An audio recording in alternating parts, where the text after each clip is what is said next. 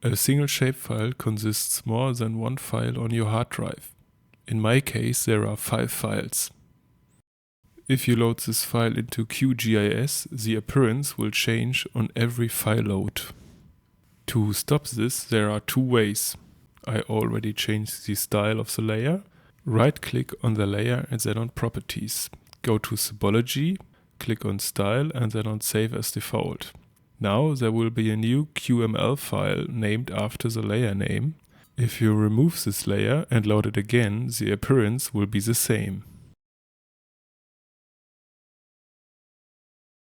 The second way, open the properties and change the appearance of the layer. Click on Style and then on Save Style. Choose the same directory and name for the shape and the QML file.